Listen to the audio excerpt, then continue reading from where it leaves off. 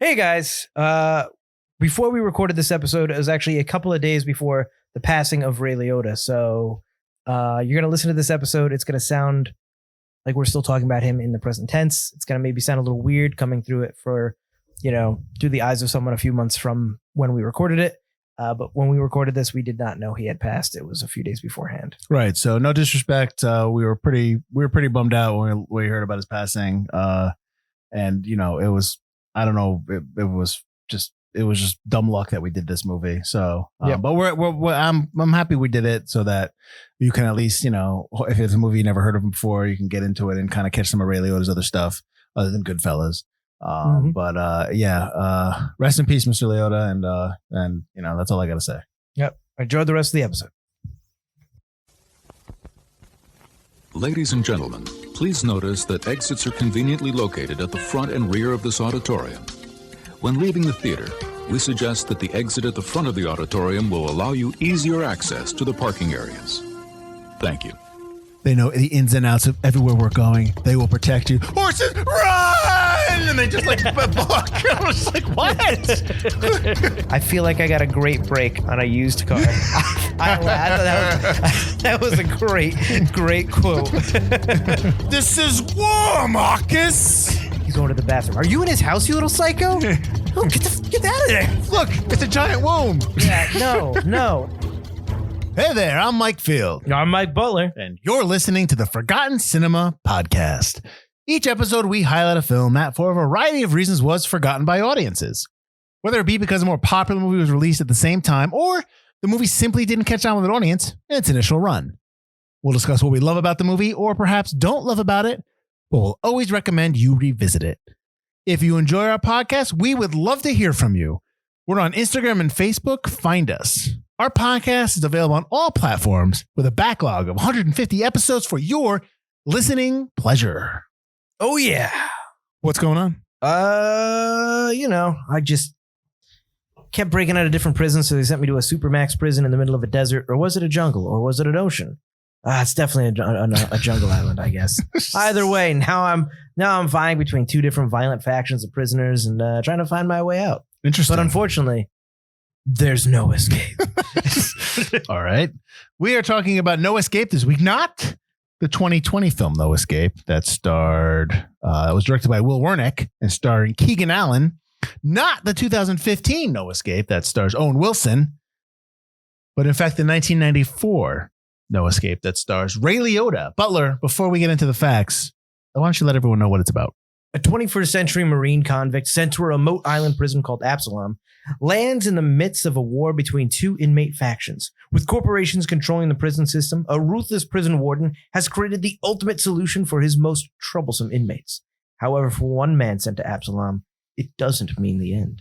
This is No Escape, or No Escape from Absalom, depending on what version of the movie you're watching. Well, what was because I watched the German version, I believe the German version. I'm not sure. I know I saw Absalom in the title, but I don't remember what the first part of it is. So No Escape has a runtime of 118 minutes. It's rated R. Production budget of $20 million. It came out on April 29th, 1994. That was a Friday. Its opening weekend, it did $4.5 million. Domestic 15.3 and worldwide 15.3. So not much difference, it came out internationally. So maybe those numbers are skewed. Sometimes these numbers are wrong. Sometimes I put these numbers in and they're just like flat out wrong. They either don't double check on the site that I find them. I think the older movies where they have to do research into what the worldwide gross is, they just didn't do it and they just copied the U.S. gross. Right. So what did I say? So here we go. So I said that domestic was 15.3, but on Wikipedia, its total gross, which was its worldwide, is 22.4 million. That makes more sense. Yeah. Because there's no way this wasn't released elsewhere. Yeah, that's ridiculous. Anyways, so the production company was Pacific Western and then Allied Filmmakers. It was distributed by Savoy Pictures in the United States, Canada, and the UK. And then Columbia TriStar Film distributed international. That's a mouthful. Released internationally. It was directed by Martin Campbell, which I did not realize looking back. I had seen this movie before. Oh, right. Yeah. But I didn't really realize that. Directed by Martin Campbell, who did GoldenEye, The Mask of Zorro, Casino Royale, that's a Butler fave, and Green Lantern. No one fave. Well, I put it in there because you got to put it in there. He's got one out now that came out. He did The Protege, But he has another one that he did Memory, the Yeah. Liam Neeson movie that just came out. Already gone, at least. Yeah, but I like Martin Campbell as a director, so I'd still check it out. You know, Liam Neeson, man, he just cranks them out. That's right. Written by Michael Galen and Joel Gross. Michael Galen has written nothing else. This was it. There's nothing else. And Gross has done some TV episodes for As the World Turns. Cinematography by Phil Mahu, who's done Highlander 2, The Quickening, and Ghost in the Machine, Entrapment, and Edge of Darkness. Entrapment, I believe, is another Martin Campbell film.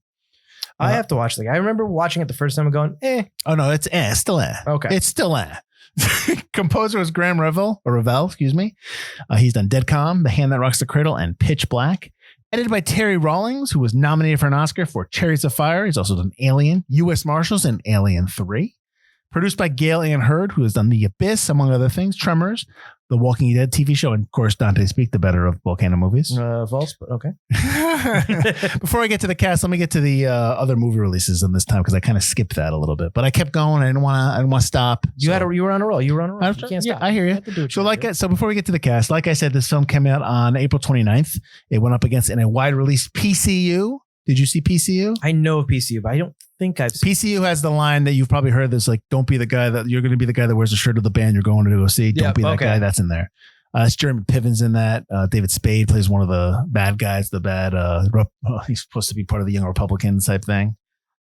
I've seen some of that. Maybe I have seen it. I don't want, because I'm not going to sit here and say like, oh my God, it's a great film. It's a good film. It's funny. It's almost very cult classic-y kind of thing. Okay, yeah. You should definitely check it out. With Honors is not cult classic at all. And The Favor. In a limited release, you also had Martin Lawrence, You So Crazy, which was a comedy show. And then When a Man Loves a Woman, which is the Andy Garcia, Meg Ryan getting divorced movie. That was very sad.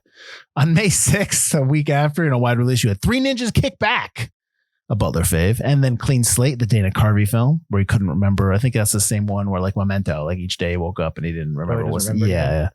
And then a limited release, Being Human and Dream Lover. And then the week before, the 22nd of April, you had a wide release of Bad Girls. That is the Western with Madeline Stowe in the lead.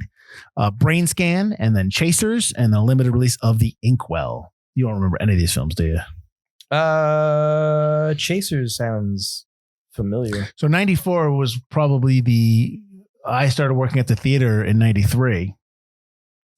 April 94 is probably my year. I've been there a year. I don't remember if No Escape was at my theater, but I do remember a lot of these films. Wait, I think I know Brain Scan also. Well, Brain Scan's like a future horror film. Yes, I have seen Brain Scan. Yeah.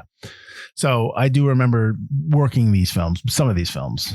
Definitely, I think we had PCU, but I'm not sure. Anyways, let's get to the cast. This film stars Ray Liotta as Robbins. He is in Goodfellas, Copland, Narc, and Smokin' Aces. Lance Henrikson as the father, which I actually forgot he was in this film until I started watching it. He's obviously from Aliens, Near Dark, which is an episode we did, Pumpkinhead, Jagged Edge, and the TV show Millennium. Stuart Wilson as Merrick. I didn't realize he was the bad guy in Lethal Weapon 3. He's also in The Mask of Zorro and Hot Fuzz. In Mask of Zorro, he plays Don, the bad guy, I think, or the guy that he takes over or something like that. He does. He plays the guy that Don Raphael. Don Raphael, yeah. He steals Zorro's daughter. Right. Kevin Dillon as Casey. He's in the TV show Entourage. As soon as he came on the screen, I yelled victory. He's also in The Blob, which we covered on our podcast many seasons ago. And the movie Poseidon, which is basically the remake of the Poseidon Adventure. And Kevin J. O'Connor as Stefano, they call him in here, or Stefano, right? Yeah. He is in Peggy Sue Got Married, Steel Magnolias, Virtuosity, which was an episode we did. And of course, The Mummy. Don Henderson as Killian. Where's Don Henderson from, Butler? Well, he's from Star Wars. There you go. He's in Star Wars. He's the one that first gives Vader some attitude and gets choked out for it. And Vader takes care of him. He's also in Brazil, which was another episode we did, and The Adventures of Baron Munchausen. Ian McNeice as King. He's from not the TV show. He's from Top Secret, Ace Ventura, From Hell, another episode. Forgotten Cinema, Valkyrie, another Forgotten Cinema episode, and the TV show Rome.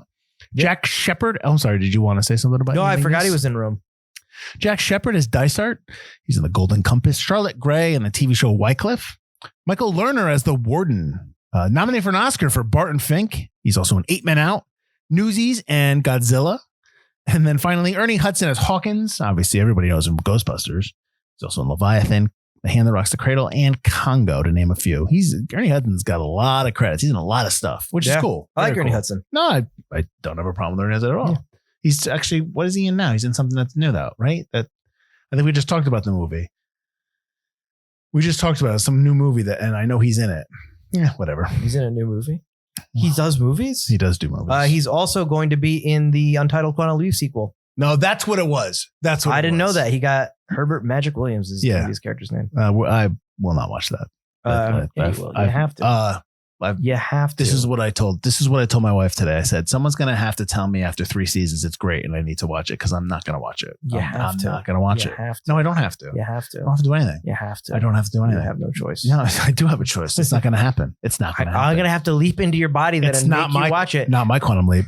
Hashtag not my quantum leap. Sicky says there's a 98.7 chance do it. that you got to get Mike Field to watch the Quantum Leap TV series or else you can't leave home. Will not happen. Will not do it. But anyways, we're talking about No Escape. One last note before we get into it. This movie is based on the novel The Penal Colony by Richard Hurley. So this is a 1987 novel. And in the novel, the British government runs a prison island for convicts for its mainland prisons. On these islands, new arrivals are dumped on there by helicopters where they have to learn how to survive. There's satellites that keep watch on them, which is very similar to the film, somewhat similar. There's a man named Anthony John Rutledge, wrongly convicted of a sex murder, which he didn't do. I love this. Wrongly convicted, which he didn't do. Obviously, that's the same thing. He's dumped on Surt. That's the name of the island. A prison island off the North Cornish coast. Obviously, this is a British book. And he soon learns not all the convicts on the prison island are savage and discovers a community of resourceful men led by one man. And he sets out to forget the rules of living a civilized life. So I don't know if it's as violent as the movie. Yeah, the summary made it kind of seem like a redemption. A man coming type to thing. Nature, getting in touch with nature kind of a novel, yeah. So I had seen this film when I watched this film back in the day. I remember, I think I was surprised how much I liked it, that I enjoyed some of it. I enjoyed the action. I mean, I have notes now. Obviously, I'm not going to say I don't hate it. I do feel a bit differently than I did back then, but that's just because I've got 30 years of watching films under my belt here. I'm curious what you thought about it because you had never seen it before. Never seen or heard of it. Interesting. So go ahead. What do you think? My main note about this movie is that this is a 1994 movie that feels like it's a 1984 movie. Mm-hmm. Like there were a couple times where I had to go back and went, did I read 1994 right? I feel like this movie would have been, as it is, a much better film had released a decade earlier. But in 1994 already kind of shows some of the cheese. Are you saying that the look of it felt like an 80s film? The look of it, the way it's filmed, the way the sound is. There's a lot of it that's kind of steeped in that kind of dystopian sci-fi of the mid 80s. And we're talking 1994 when a lot of other classic, sci-fi things have come out in the early 90s.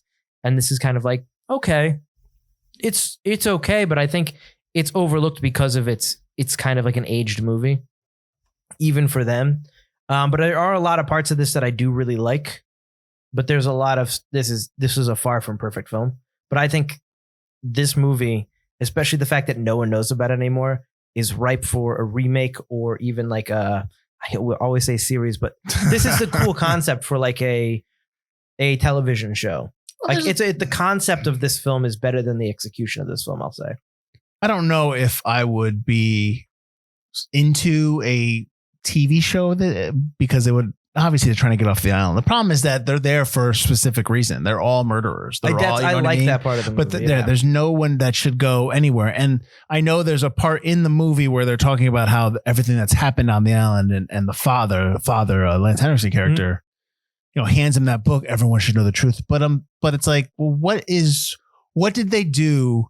Explain to me like what the warden did that was so bad. I'm not saying there isn't anything he didn't do, but like, what is the problem? Like you guys are on this island because you would not last in any other prison. You're savages. There's a reason why you're there. Just because that we're in one section of this island where the men have decided to try to become civilized. They're all there for a reason. They all were uncivilized in civilization. But they're not supposed to be left in the island. That's why there's not supposed to be heat signatures. They're supposed to be in the prison. Sure. Well, but what's the... But he just dumps them. If they're too troublesome for him, he just dumps them. Right. And he goes, I'm not dealing with this. Okay. One of the things I wanted to bring up before we get into it a little bit more is the title card that opens the film. I love the title card. In the year 2022. Oh, wait, shoot. That's us. We're in that year right now. The international prison system is operated by private corporations. Wait, what? That's pretty much on track. Criminals from all over the world are exploited at a profit. Not yet. Prisons have become big business. That's basically the title card. And I'm reading it going, we're almost there. It's already true. They are big business.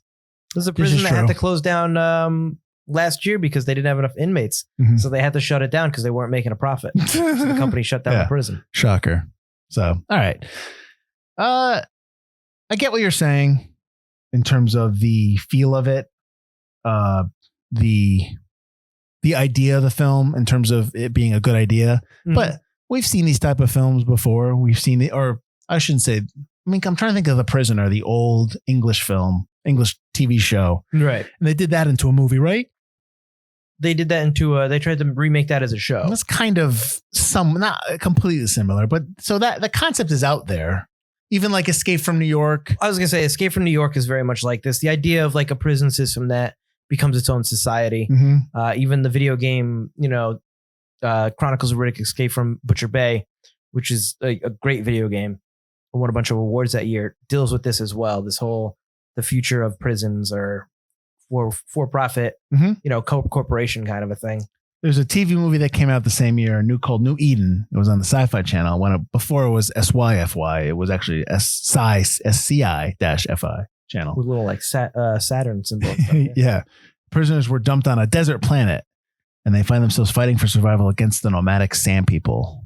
So whatever that is. Sounds like Dune. But speaking of that, speaking of the desert planet, the beginning of this film, he's on a train. That's what I'm trying to say at the beginning of it. It was like red planet. I thought they were on Mars. I always knew it was Earth. But then when I saw the opening, I started doubting myself. Right. And I was just like, I don't know where they are now. I thought the same thing. It looked like Mars. I was like, wait, are they not on Earth anymore? Are they trying to say that sections of the Earth have, because of climate change, have burned up? Okay, fine, but you never bring it up. And they're on the island, and the island looked great. The island's like 12 minutes away. The island's super close by. Yeah. So that's why I was confused about it's in a desert, but it's not on a desert. Mm-hmm. That's super. It was a little weird kind of figuring that out. Yeah. So and that note about the TV movie kind of reminded me of that. This is also similar to a Robert Heinlein short story called Coventry, which features a protagonist who is a convict sent to a futuristic penal system, which is the wilderness, and the inhabitants have split off into two warring factions. And there's actually a same father figure. They call him Fodder, like Vader. So kind of very similar to that as well. I read that too, and I was like, well, then this is a ripoff. That's come on.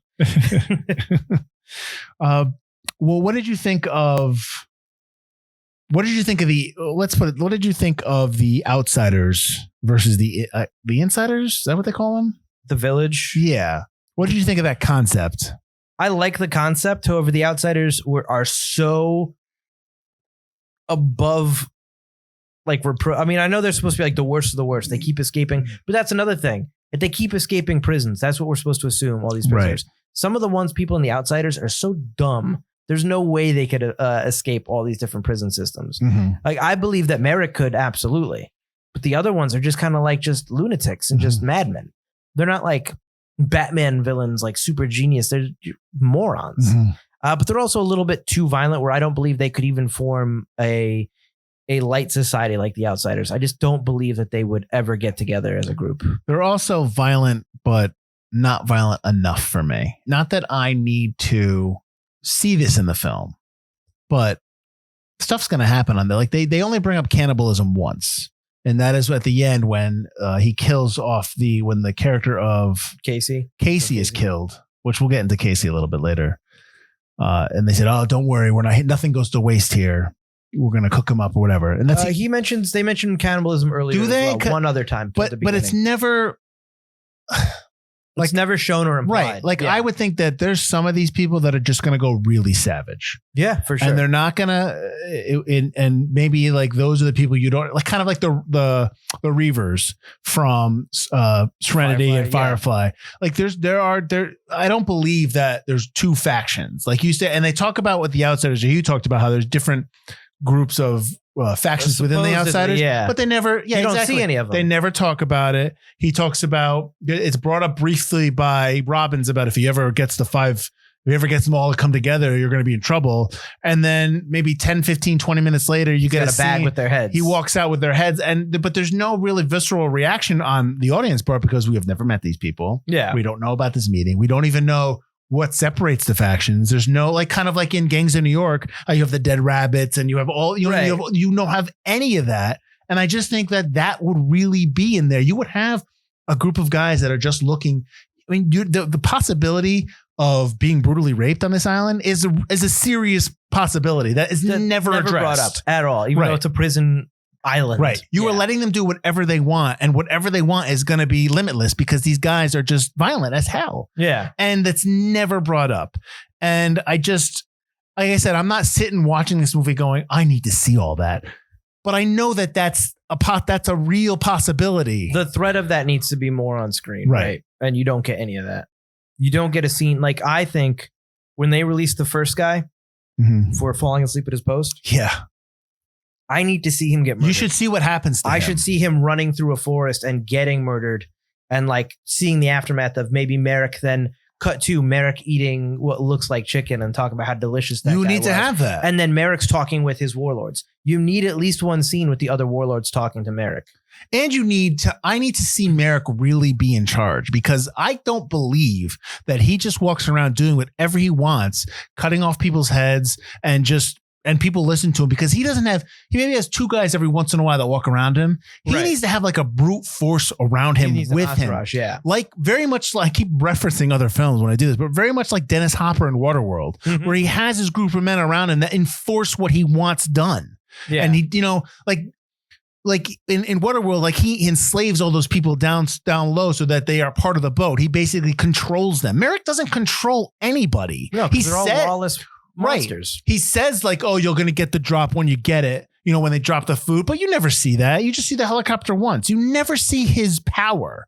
Yeah. And I just don't understand. The only time you see his power is when he cuts off the only character in the movie who stands up to him, who looks like a scary SOB with the sharpened teeth and the tattoos. He's on the poster and he does nothing in the film. Nope. He gets immediately murdered. Yeah. So there's a little, I just wanted more there. I just wanted to feel, because I think if I feel like the outsiders are a real serious threat and I'm concerned about them, then that makes me concerned about Robbins in the other camp and the people in the other camp and what's going to happen if they charge and rush them. And it doesn't really, I'm watching it and I have no connection to them. You need to have more of an understanding on how the hierarchy works. Yeah. You get an understanding of the village, but you don't with the outsiders. Mm-hmm. They're just supposed to be some brutal force that's controlled by this charismatic guy who controls them through jokes. Mm-hmm. He's not even the toughest guy in there. He at no point shows that he's the toughest guy. Right. No, you just kind of, it's hinted at and then we're led to believe, well, trust me, he's really tough. And I'd want to know why he was sent to the prison. Yeah. Maybe give me his backstory. He killed 45 people or this, that, and that. Yeah. He ate people. I don't know. Something. Yeah. You kind of get only with Casey. You kind of get, and that's the other thing. Father. Casey's supposed to be this. They're all supposed to have escaped so many other prisons that this is the last resort for them. Casey would never be on that island. Casey can't kill anybody. He's never hurt anybody. Yeah. He's an accessory to a kidnapping and murder. Yeah. Well, yeah, he'd never be there. It doesn't make any sense. You had to create a sympathetic character that I guess Robbins could want to take care of. Yeah. And then we would root for, but you knew you were being set up for what would happen to Casey. Exactly. Yeah. Well, this kid has not escaped different prisons ever. One thing about Merrick I wanted to go to, and I wanted to get your opinion on this. I'm going to make a case that Merrick is related to Bennett from Commando because he dresses like Bennett and he dies like Bennett. That's true. But he's not Australian like Bennett. That's just true. But he's still wearing that chainmail. He is wearing that shirt. That's the other thing is like the village outfits are all like stitched together, put together. The outsiders clearly have a costume designer painting everything black and getting like Halloween costume stuff. Yeah. It didn't make any sense. Yeah. The skull masks that are made of skulls that aren't human are definitely demons. Yeah. And that is another thing too. We only see the, I want to say in the outsiders camp, I see one goat, and in the insiders, I see some pigs and turkeys, and that's it. I never see any other kind of wildlife anywhere. Yep. And are we supposed to assume they ate all the wildlife? Like, and when I see that goat in the outsiders camp, I'm like, that please, they would have already eaten that. Yeah. They'd be fighting over it every time. So I didn't. Well, they also showed them eating rats. A lot of rats, apparently. Well, the rats were covering Ray Liotta, but then they're eating rats when the outsiders start fighting over here. One guy steals the rat too. Oh yeah, no, but Yeah. well, when in the insiders camp, like you said, they're eating that oatmeal. Look, that stuff basically that looks like from the Matrix. Yeah, they're eating that, and that's supposed to be rat. But here's the other thing: they're living on the water. They don't eat fish. There's no fish catch. I mean, there's just so many questions. I mean, you have to assume that they're eating that fish because they have like a dock and stuff going. Yeah, on. But yeah. I mean, I assume they have nets going. They have nets there. That's got to be what all those poles are for. Yeah. Did you think that insiders camp was impenetrable? Like how is it taking this long for the outsiders to break in? Absolutely not. Come on. The wall only goes so far.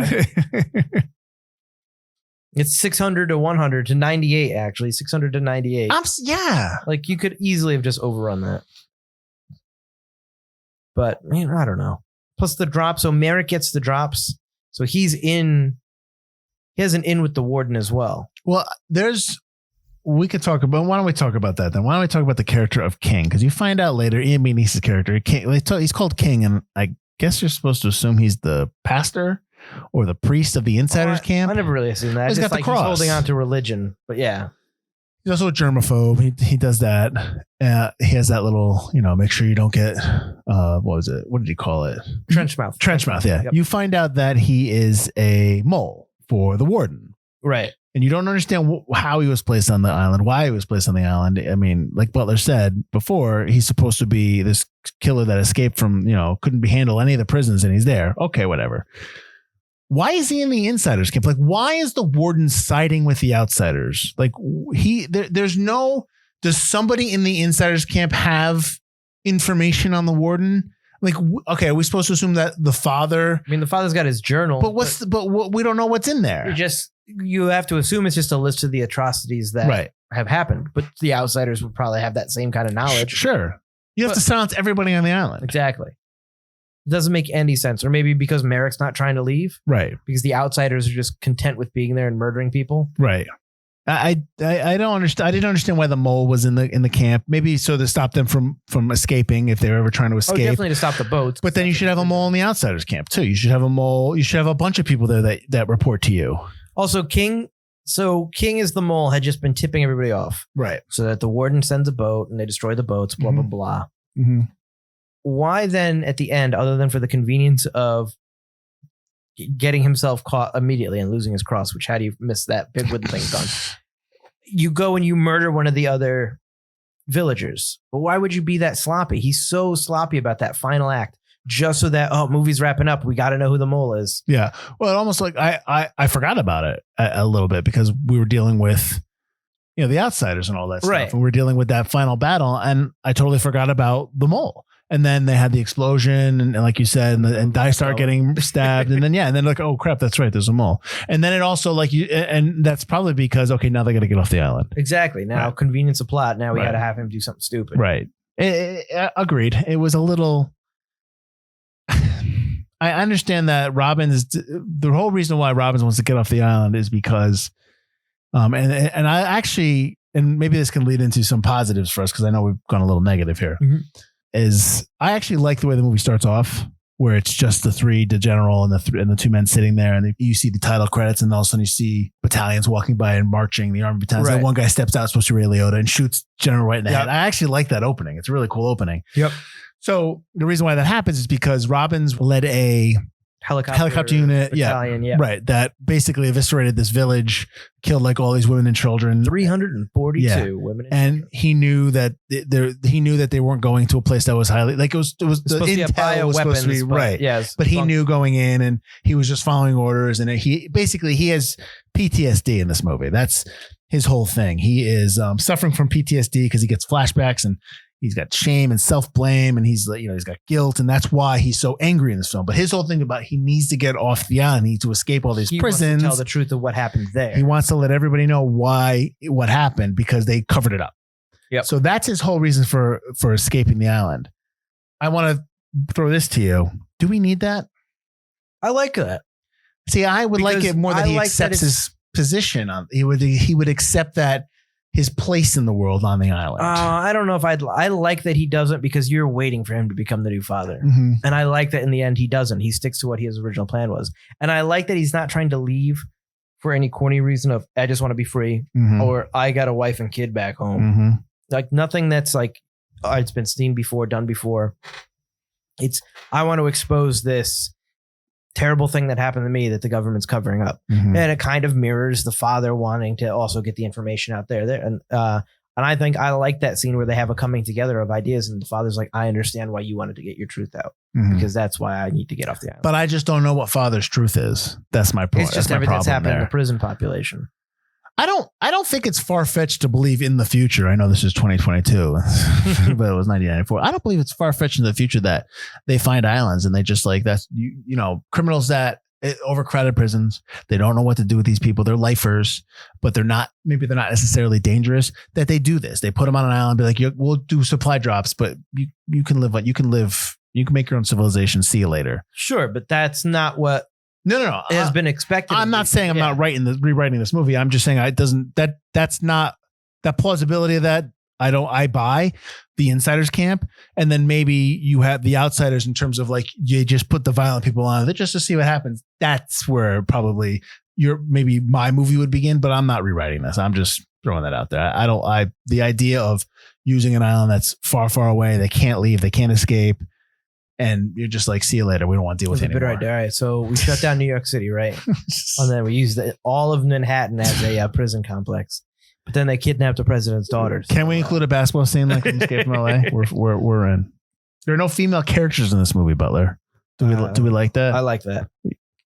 That would add an aspect of They couldn't even be at the prison. Sexual. I got you. You'd have to deal with sexual. You would have to deal with that on the. Yep. And it's something that, especially in prison movies, you see over and over and over. Well, again. I just think that would slow down your movie. Yeah, it's not needed. You don't. It's a distraction. It's not the movie. It's not the story you're telling. Yeah, and you're right. It would add another element to the movie that you probably don't want. Even though I just sat here 20 minutes ago saying that I wanted to see. Oh, between the guys, you need that as the extra added hint of violence happening. Mm-hmm. But to have that and then like, we got to protect these women. No, we got to use these women as chattel. And, one of the women would fall in love with Ray Liotta. Yeah, it would get, you know what? It would get real stupid real fast. Yeah. It would, I agree. What did you think of the music? It was okay. Yeah. I think it was a little 1980s. Like I said, I think that helped place it a little too early than it. I like Ramberville, but I thought it was a little inconsistent. The opening music in the beginning, I felt like I was watching an episode of Jake and the Fat Man. Yeah, it felt very much like an 80s TV show.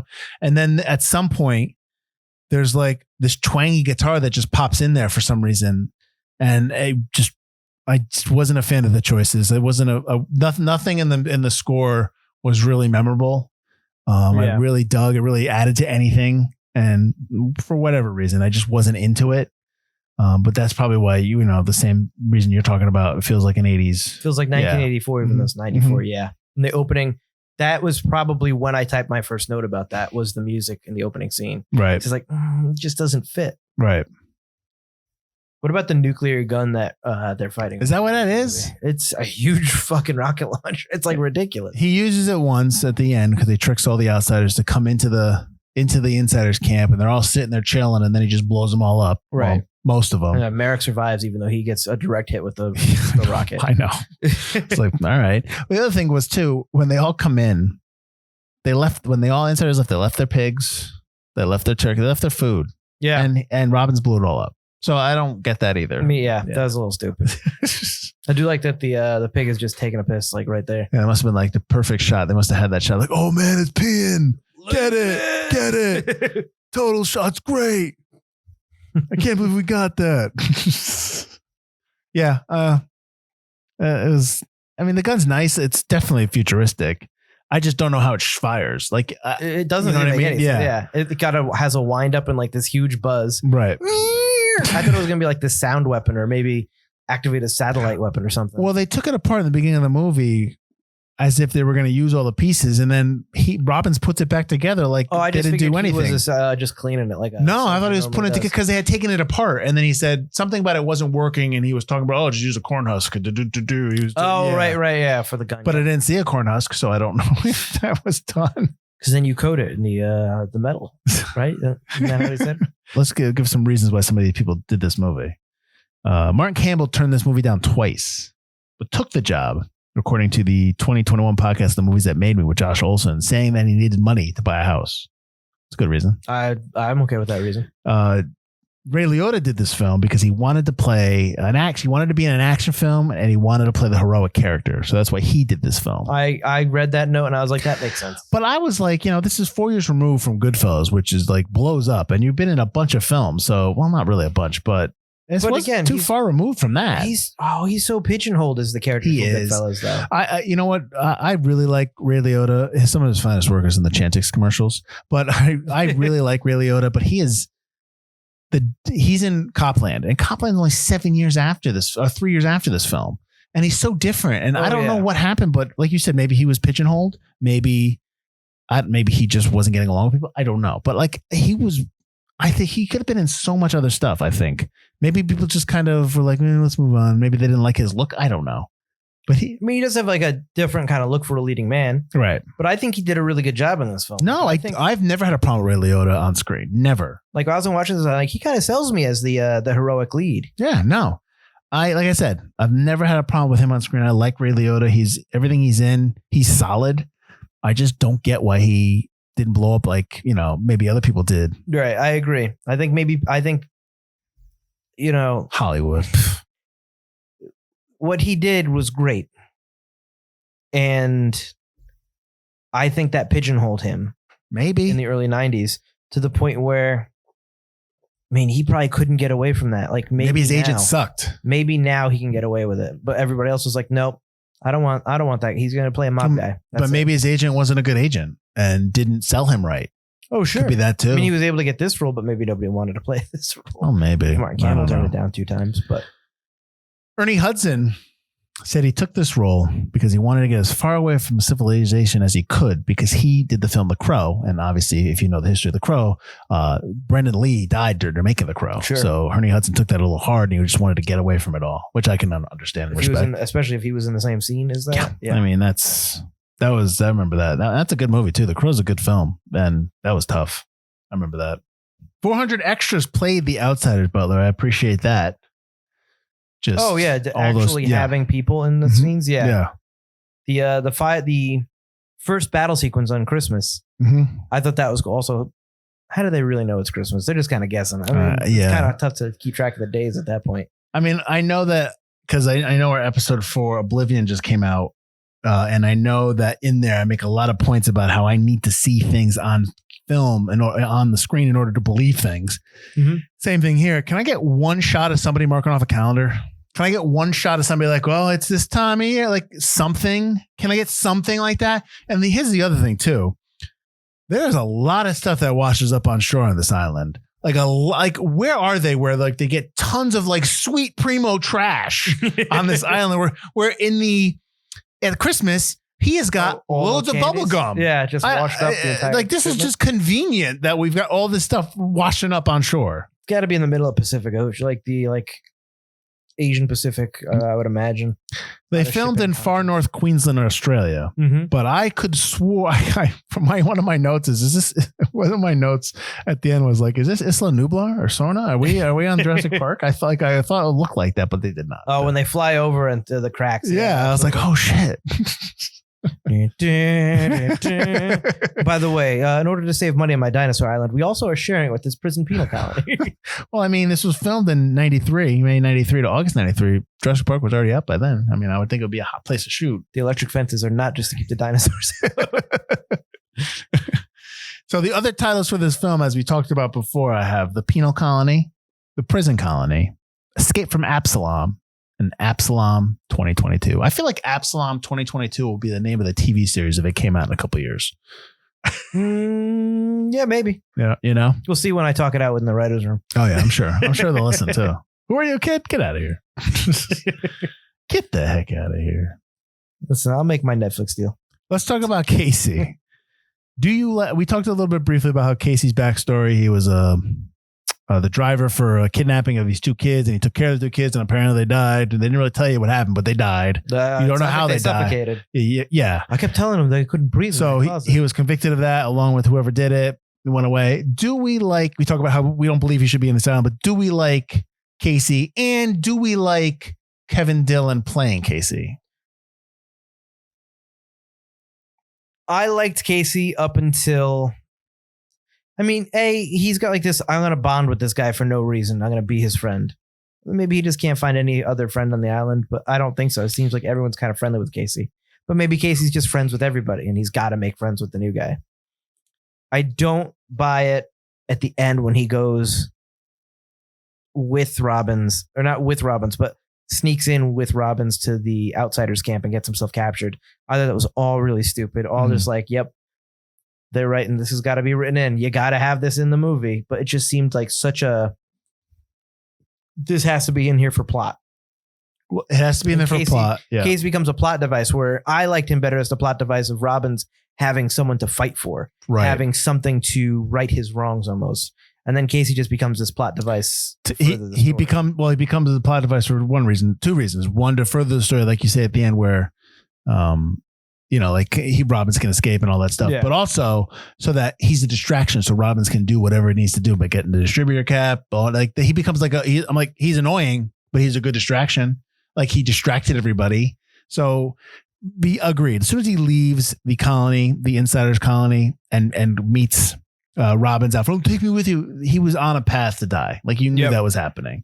And it kind of shortchanges the character, because he's the only character you really get to know. You do get to know a little bit about Dysart and get to know about Father, even Hawkins a little bit, but yeah, Casey's the one you kind of get the most with Robbins, and Casey's you just kind of the one you want to survive at the end. Do you care? Do you care? Casey. I don't care. I don't care about any of these characters, to be honest. But I do want to see, like, if any of them survived, it should have been Casey. Mm-hmm. But yeah, he sealed his fate when he goes, "Oh, take me with you." Mm-hmm. It's like, why? You don't know how to do anything. You were hiding behind a fence the entire time. Yeah, take me with you. Outriders, even though you admitted you haven't killed anybody and you couldn't do anything, and you were paralysis on top of the fence trying to fight. So, but now you wanted to take you with you, and why would he want you? Why would you think he would want you to join him? Yeah, this is stupid. Mm-hmm. And then he goes anyway, and he's like half dead just from walking through the forest. Yeah, I thought he got beat up when he came down. I was like, did they already get him? I don't get this. And I don't think he was a necessary distraction either. I think Robbins could have just thrown a piece of meat in the middle of these monsters. But that's what he became. He became a distraction. Sure. Yeah, agreed. But I think maybe the case could be made that a lot of these characters were only skin deep. Like, even like Dysart, like, he's the one that gets the glasses because he's the brainiac guy. Nobody else on the island needs glasses. Nobody else has bad eyesight. No one else can read. No, I love that. I need someone who can read. Someone who can read and fly a helicopter. I can do that. You can fly a helicopter? No, I can read. I like Dysart's story, though, his backstory. I would have wished we could learn the rest of each of the characters we meet, why they're on the island. I think if you're going to want to get more in depth with the other people, the Insiders, I think the Outsiders can't be the antagonist. I think there can't be Outsiders. I think it's all got to be in the camp, and there's got to be somebody within the camp trying to, take over. Sure. It has to be all encompassed in that camp. That would make more sense. Yeah. So the character of Merrick would be somebody who's just like them, doesn't have all that crap in his face, but wants to be in charge. So he's sowing the seeds of dissension. Yeah. That would make more sense, and would play to you what you're saying, is you would learn more about all the characters that way, rather than just having this outside antagonistic force that is just all they want to do is come in here and take over. And I don't even know why they want to take the camp. I don't get it. They want to eat everybody. Is that what it is? I didn't get that either. Like, they want to live on the shore, but they got the little castle, and they keep getting the drops. Exactly. So they're getting supplies. I don't know why they want to take them over. I don't know why. Do you want what they have? Start farming. Yeah. Like, guess what? If we take over, you got to farm. Yeah. You morons who can't farm. You can't even read. I don't get it. And we haven't even talked about the mole that's in their camp that like when he rescues saves Robin. Saves Robin. I forgot about that guy. And he's like, why are you doing this? Redemption. Well, what's the redemption? What's the story? 8 years ago, here was my murder story. Yeah, I gave father the scar. Like, tell me what it is. I think that's why, as I'm watching stuff, this would make a better show, because each episode you could also flash back to maybe why each person was in there, because I'm curious about what these people did and what they're trying to make up for. Like, I like Dysart's story of like, he was an inventor, he was really good with stuff, and he made that bomb. Mm-hmm. And I like that he doesn't want to go. I can't go. I deserve to be here. I like that realization. But also, King, how's he escaping from all these prisons? I mean, no offense, Ian McNeice, but you're not some big time prison break expert. I sent you the video game. There's a video game that's out for Sega Genesis and Super Nintendo. Would you? It looks like Contra.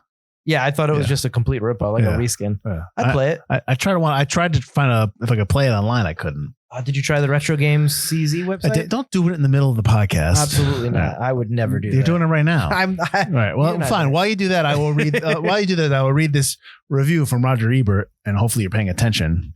It's a long one, so here we go. Oof. No Escape obviously absorbed the filmmakers at the technical level, and it is fun to look at its sets and costumes. Little thought has been given to the personalities of the characters, who recite pseudo-meaningful insights between fight scenes. So all what we have been saying. Nor is the big picture ever explained. I still don't know how the prison made money, why it had to be secret, or why some prisoners were exiled to the island. Mm-hmm. Even the big secret, who is the traitor or spy, was easy to guess. Once you understand that in all movies where groups of men live together, it is always the fat one who cannot be trusted. Oh, wait a minute. Hold on. That's not true for Lord of the Flies. But honestly, all his stuff is pretty much what we just said. I absolutely agree. Yeah. I mean, which we don't often agree with a lot of times with the critics, but that's pretty much what we said. I still like it, but he is right. The sets are awesome. Like the village set was really cool. Mm-hmm. I did like the look of that. Even though it looks like too old, it looks like the 80s futuristic stuff. The prison colony, the actual prison was cool. Oh, the sets are great. But I do like, he is right, which I never really thought about it. How is it what are they doing to make it a for-profit prison? Although usually prisons get paid by the state or governments that they're shipping their prisons for. Mm-hmm. But also in the middle of the desert, maybe they're pumping oil. Well, you could have a scene where the warden is telling them that, maybe their prison is only able to carry 600 people, but they don't know that. And the warden is telling them, oh, we have 900. Like, that's like that. That's something he could be doing. It. Yeah. So you're right. There needs to be more stuff in this movie, very much similar to what we just talked about the whole entire podcast. But yeah, why don't we talk about why we think it's forgotten? Can't get it anywhere. Well, that's one thing. Can't get it anywhere. I had to obtain this film by reasons I will not say. I watched it on YouTube. I was lucky enough to find a YouTube just copy on it. I believe it was one of the foreign copies. It'll be shut down called soon. No Escape from Absalom was the title on the film, but it just happened to have the whole movie, and I was like, score. But yeah, you can't get it anywhere. Score. And it's not like it was a major motion picture published by an actual publisher, a distributor.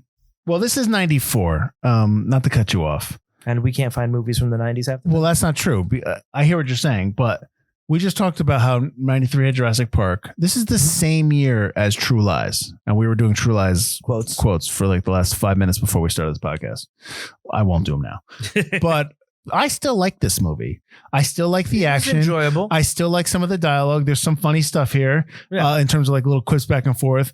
I know we're like not nitpicking, but we're kind of going through it a little bit, but this is still an enjoyable watch, and it's still like a Saturday night watch kind of thing. Like I'm still in on this film immensely, but I think probably one thing that hampered this film is the budget. It only had $20 million to work with. And, a lot of that probably went into the sets, mm-hmm. and they just couldn't, they still had to pay actors. So maybe they didn't have like a budget like a True Lies. So it could look like, like you talked about how it looks a little older. Right. Maybe that's just what stock they're using, just where they had to kind of cut corners. Sure. And I'm fine with that. quite honestly, because I want to know if on screen works, if the story works for me, the look of the film, and my buddy Adrian's going to always hates that I say this, but it really doesn't matter what it looks like if you love the story. I mean, that's true for a lot of films. But when the story doesn't really kind of knock it out of the park, and I'm talking about like really great stories, not like mediocre stories. I'm talking really great stories. When the story doesn't knock it out of the park, then things start you start noticing things. You start noticing how it looks a little older. It maybe didn't hold up. Right. The other thing to remember too, Butler, is I don't think this ever had a Blu-ray release. This is still a DVD copy. Oh, sure. So we're probably still dealing with 720 here. It's not that. It's just that it looks. It might be the film stock that you said. Mhm. It looks like it was filmed in 1984. It just has the look of a 1980s film, and that's also part of, I think, the design of what the futuristic design part as well. So what did you say that? Not to cut you off. What did you say that this movie was called when you watched it? I believe it was called No Escape from Absalom. No Escape or Escape from Absalom? Maybe Escape from Absalom. Yeah. So you could have watched a version that was an Australian version. It's possible. There were no subtitles and everything was in English. Hang on. Okay, so everything was in English? Yep. So then it wasn't probably from the Netherlands. So it's probably Australian. That's probably, you probably watched an Australian version on Facebook. On YouTube. We didn't need that. Did not need that at all. But I think that maybe this movie is forgotten because it's not getting a lot of love like 90s films. It doesn't hold up look wise, maybe. But I don't think I think this is definitely a film that I would recommend to people that are looking for a 90s action film. I'm glad I watched it. I never heard of it. Right. No, it's still a decent flick. And we haven't even talked about, Lance Henriksen's good. Lance Henriksen's always good. And he's really good in this movie. Lance Henriksen. I think Stuart Wilson as Merrick is he's got a nice chemistry. He brings a little bit of cheese to the villain. Sure. And I think that's kind of necessary when you have someone like Robbins, who's kind of really dour and kind of insular. He's also like, no nonsense, leave me alone. I don't want to be part of anything. Yeah. I don't want to be part of anything. And I don't have any problem with any of the actors in this film. My only issue with Casey is the way he's written, not the way Kevin Dillon performed it, but the way he's written. Other than that, I have no problems with them with any of the actors in the film. I think everyone's solid, everyone's doing a good job, and I think it's just one of those films that it's not good enough to outlast the other films that are around this time. Sure. It's not as good as True Lies or Jurassic Park or Speed, which is 96. It's not as good as the 90s. Yep. So it's not really A level. Maybe it's like C level in terms of exposure. And even talk about sci-fi, you've got like some of this stuff reminds me of Total Recall. Yeah. Some of it reminds me of Waterworld, which, I mean, everybody decries Waterworld, but Waterworld's not a bad film. It's okay. Yeah. It's not as bad as everyone It's not says, a bad film. But everyone hates it so much that it's like famously bad. That's just because of the production. But that like adds into that people know it. Right. And then this film has so many similarities to those other films that were a little bit bigger and better. Right. Yeah. Waterworld has nice action pieces. And quite frankly, if I'm ever going to let a flare, I'm going to do it off my chest like he does. So I don't understand why there's anything wrong with Waterworld. But anyways, I understand what you're saying. I think that if the Sci-Fi Channel was still around, which sucks that it's not, but if the Sci-Fi Channel was still around, No Escape would play on there as their Saturday movie. And it might, like, that's the thing, like these channels, these networks that have gone. But these networks are responsible for keeping a lot of these films in the pop culture. Sure, yeah. So a movie like No Escape, a 90s film, would if Sci-Fi was on, it would play constantly, and people would still, oh man, I never saw this. Yeah, Ray Liotta. I would watch this on Sci-Fi or TBS or something. Absolutely. Yeah. So that's unfortunate, but that's probably another reason why this film and many other films, you don't like. How many times have when we were growing up, or we obviously grew up at different times, but still, I think it still holds true, where we would catch a film on TV or on one of the on the old channels. Oh yeah. And be like, oh man, what the hell is this? I've never seen this. And then you'd go and try to find it because you wanted to obviously watch the unrated version, the version that wasn't cut for TV. Yeah. You go to like Tommy K's videos. Exactly. Yeah. But like, that's not around anymore. And not to go down, I'm not going to go down the avenue of the streamers again, but the algorithm controls what you see, and you're never really, it's tough to find the old films that seem to be forgotten. Yeah. So I definitely recommend this film. I definitely like this film, regardless of what we said. It's still a decent flick. No Escape. Check it out if you can ever find it anywhere. I wonder if I have this on DVD. I don't though, because I would have looked. check that YouTube stream before they cut it off.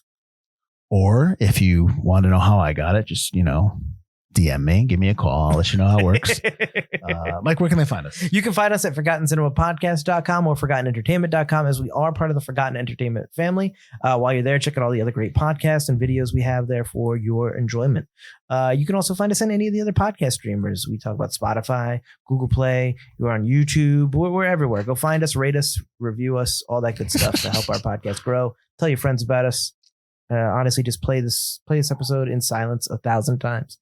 Give us some extra views. That'd be nice. Nice. All right. So next week, we're going to change it up a little bit. We are not, this is probably our first romance drama, relationship drama that we're doing next week. 2011 Crazy Stupid Love with Ryan Gosling, Steve Carell, Emma Stone, Julianne Moore, Kevin Bacon, and many more. I forgot Kevin Bacon. Yeah. Kevin, I don't know who picked this movie, but I do like this film.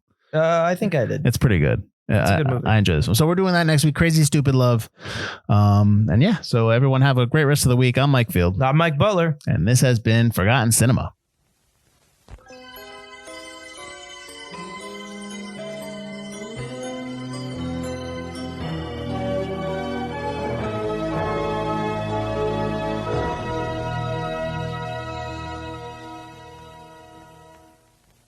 Attention Nerdy Nights, join Flo, Anders, and me, Colleen, at the well-rounded table for Bohemian Geek Studies, where we take extremely dorky dives into our favorite fandoms. From that Star Wars galaxy far, far away to Outlander's Scottish Highlands, we consume it all. Listen along with us each week as we explore the stories that mean so much to us. Bohemian Geek Studies is available wherever you get your podcasts and is proudly part of the Forgotten Entertainment family.